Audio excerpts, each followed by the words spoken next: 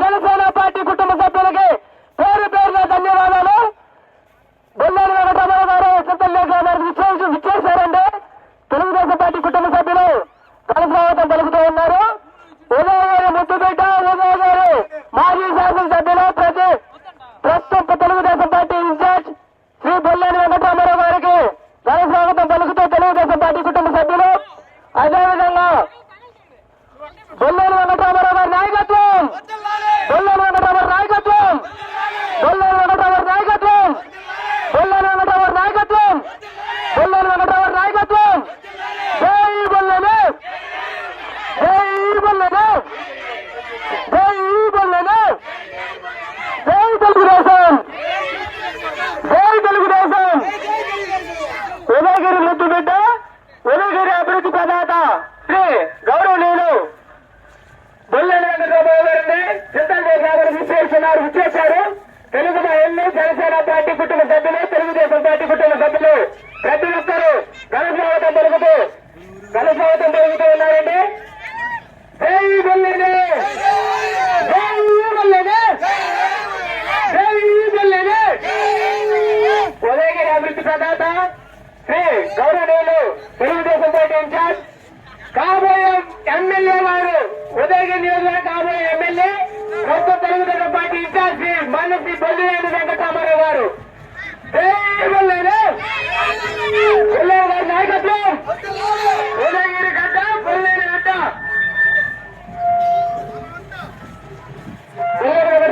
స్వాగతం పలుకుతూ తెలుగుదేశం పార్టీ కుటుంబ సభ్యులు, అదేవిధంగా గ్రామ ముఖ్య నాయకులు, మండల నాయకులు ప్రతి ఒక్కరికి పేరు పేరున ధన్యవాదాలండి. ఉదయగిరి అభివృద్ధి ప్రదాత శ్రీ మాన్యశ్రీ గౌరవనీయులు బొల్లారి వెంకటరామారావు గారికి ఘన స్వాగతం పలుకుతూ తెలుగుదేశం పార్టీ కుటుంబ సభ్యులు, అదేవిధంగా జనసేన పార్టీ ఏకైక కలుపు ఉన్న వ్యక్తి మన శ్రీ గౌరవనీయులు బొల్లారి వెంకటరామారావు గారు మాత్రమే. వారికి ఘన స్వాగతం పలవలసిందిగా తెలుగు మహిళలు కోరుతున్నామండి.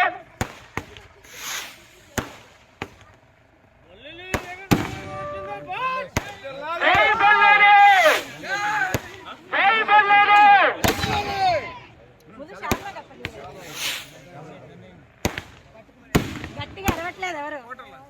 జై టీడీపీ, జై టీడీపీ, జై టీడీపీ.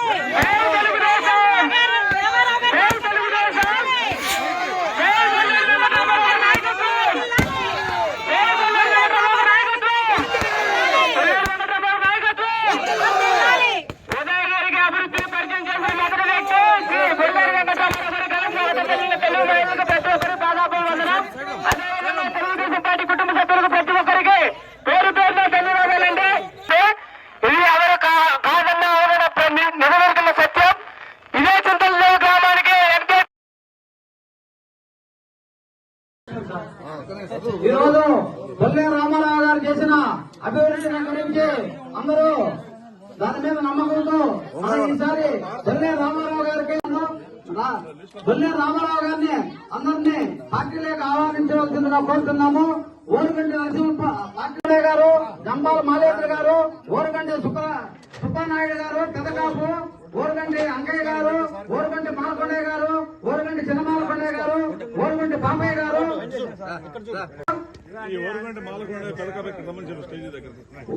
ఓరుగంటి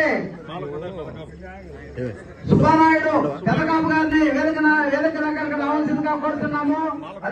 అదేవిధంగా సాధారణంగా పార్టీలోకి ఆహ్వానించారు. అదేవిధంగా గంపాల మాలకొండయ్య గారు, వార్డు మెంబరు మన్నెం కొండలరావు గారు, మళ్ళీ నారాయణ, మళ్ళీ రామకృష్ణ.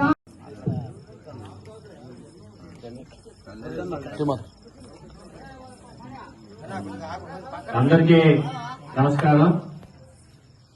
వేదిక ఉన్నటువంటి తెలుగుదేశం పార్టీ నాయకులకి, చింతలదేవి గ్రామ ప్రజలకందరికీ హృదయపూర్వక నమస్కారం తెలియజేసుకుంటూ, ముందుగా అనుకున్న టయానికి రాలేనందుకు మిమ్మల్ని క్షమించాలని కోరుకుంటున్నాను. ఎందుకంటే ఇలాంటి ప్రోగ్రామే ఉదయగిరిలో చెరువుపల్లి గ్రామంలో ఇదే విధంగా భారీగా పార్టీలో చేరినందువల్ల అక్కడ లేట్ అయిపోయింది.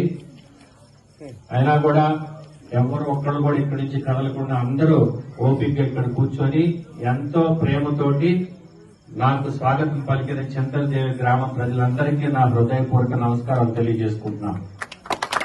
మీరు ఒక్కటి గుర్తుపెట్టుకోండి, వీళ్ళెవరూ వైసీపీ వాళ్ళు, ఈ ఊర్లో ఎవ్వరు వైసీపీ వాళ్ళు లేరు, అంతా తెలుగుదేశం వాళ్లే. ఏదో ఒక కుటుంబంలో చిన్న తగాదాలు వచ్చినట్టు వచ్చింది తప్ప చింతలదేవి గ్రామం ఇప్పుడు కాదు, గొడ్డిపాటి కొండపనాయుడు గారు ఉన్నప్పటి నుంచి చింతలదేవి ఈ గ్రామం కరుడు గట్టిన తెలుగుదేశం పార్టీ ఓట్లేసేవాళ్లే తప్ప చిన్న భేదాభిప్రాయం వల్ల కొంతమంది ఏదో అటు వెళ్ళారు తప్ప అందరూ ఇప్పుడు ఎవరు వచ్చారో ఇంకా ముందు రావాల్సిన వాళ్ళు అందరూ మన కుటుంబ సభ్యులమే. నేను చాలా సార్లు బాధపడ్డా, చాలా మందికి చెప్పా, ఇక్కడ ఉండే నాయకులకి, ఈ గ్రామంలో ఉండే నాయకులకి అయితేనేమి, మండల నాయకులకు కూడా నేను చాలా సార్లు చెప్పా, చింతలదేవి పేరెత్తే నాకు చాలా బాధేస్తున్నాయా. ఈ రోజు చింతలదేవి గ్రామాన్ని భారతదేశంలో గుర్తింపు తెచ్చిన తెలుగుదేశం ప్రభుత్వం కామధేను ప్రాజెక్టు వల్ల. అదే తెలుగుదేశం ప్రభుత్వం ఉండుంటే దానికి ఇంకా డబుల్ అభివృద్ధి చెందుంటుంది. అంటే మనం తెచ్చామని చెప్పేసి ఆ చింతలదేవి ఫామ్ను కూడా నాశనం చేశారు.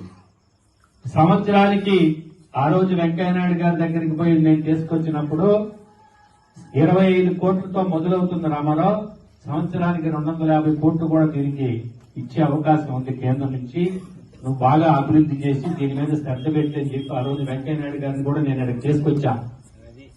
ఇక్కడ తీసుకొచ్చి ఆయన చేతనే ఈ కామధేను ప్రాజెక్టు ఓపెన్ చేశాం.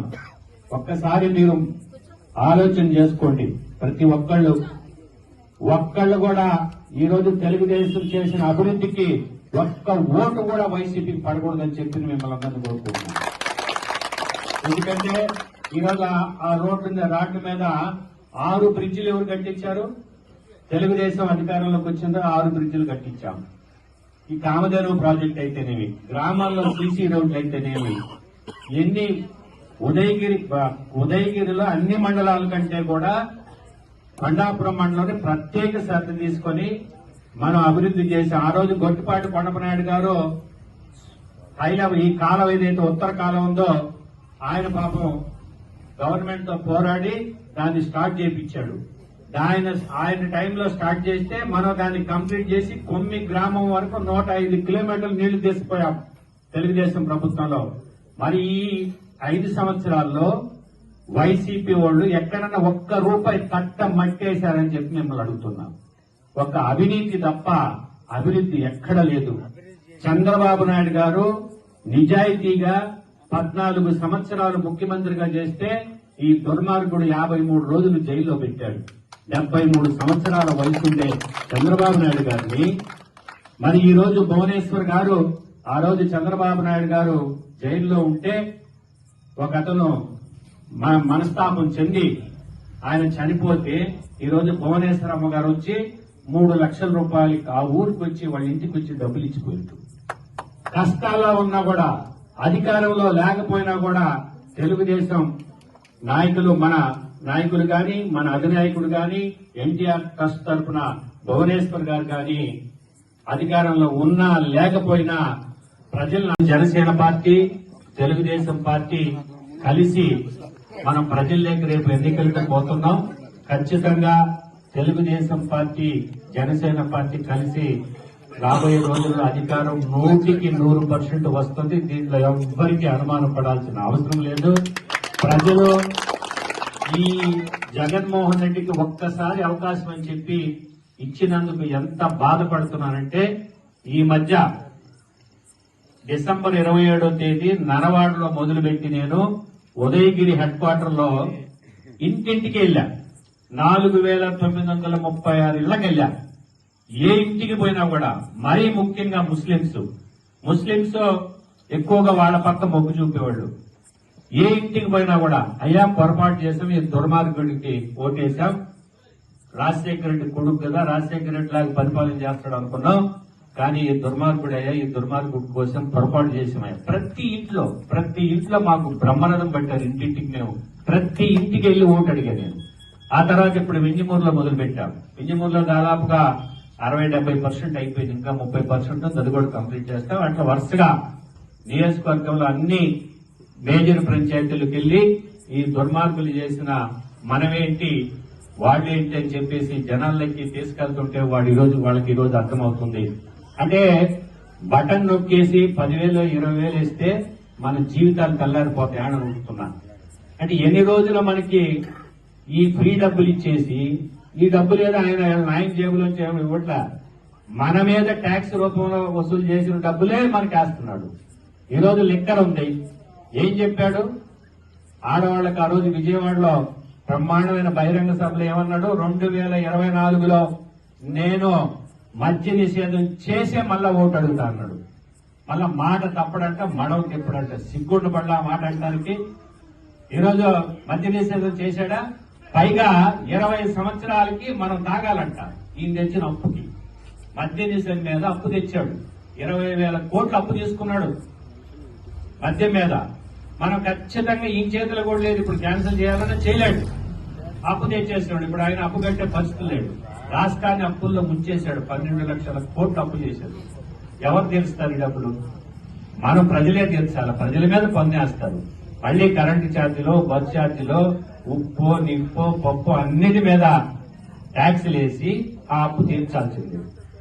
ఈ రోజు చంద్రబాబు నాయుడు గారిని మళ్లీ మనం కనుక గెలిపించుకుంటే ఖచ్చితంగా రేపు రాష్ట్రం ఈ 5 సంవత్సరాల్లో ఈ దరిద్రుడు చేసిన తప్పులన్నీ మళ్ళా సరిదిద్దుకుని రాష్ట్రాన్ని గాడిలో పెట్టగల సత్తా ఉండే నాయకుడు చంద్రబాబు నాయుడు గారని చెప్పి మీ అందరికీ తెలియజేస్తూ, ఈరోజు చింతలదేవి గ్రామంలో నాకు చాలా ఆనందం అనిపిస్తుంది. చాలా రోజుల నుంచి మనసులో మొదలు పడుతున్నాను నేను. అరే ఇది మంచి గ్రామం, ఎందుకు వచ్చిందో, తగాదాలు వచ్చినాయో లేకపోతే ఇంకోటి వచ్చింది, ఏమొచ్చిందో ఎవరో నా దగ్గర చెప్పట్లే ఏం జరిగిందనేది. ఏది ఏమైనా కానీ ఎవరు కనపడ్డా కూడా నేను ఒకటే చెప్పేవాడిని, ఆ గ్రామాన్ని చెప్పండి, దాన్ని కొంచెం కలిపి మనం ఇంత చేశాం. మాకు కూడా బాధ ఏంటంటే ఆ గ్రామానికి ఇంత పెద్ద ప్రాజెక్టు తెచ్చాం, చింతలదేవి ప్రాజెక్టు తెచ్చాం. ఆ రోడ్ల మీద ఉండే బ్రిడ్జిలన్నీ వేసాం, సిమెంట్ రోడ్లు వేసాం, మన ఉత్తరకాలం క్లీన్ చేశాం. ఇన్ని పనులు చేసినా కూడా మనం ఏం తప్పు చేసాం, వాళ్ళు మనల్ని ఎందుకు దూరం పెడతారని చెప్పి చాలా బాధపడ్డ, ముఖ్యంగా ఈ గ్రామాల గురించి. కానీ ఈరోజు చాలా సంతోషంగా ఉంది, అందరూ కలిసి వచ్చారు.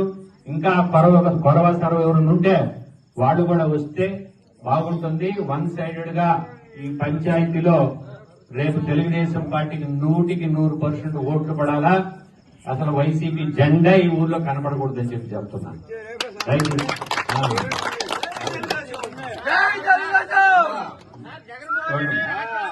మరిన్ని వీడియోస్ కోసం ఛానల్ ని సబ్స్క్రైబ్ చేయండి. లేటెస్ట్ అప్డేట్స్ కోసం వాట్సాప్ ఛానల్ ని ఫాలో చేయండి. అండ్ లింక్ డిస్క్రిప్షన్ లో ఉంది.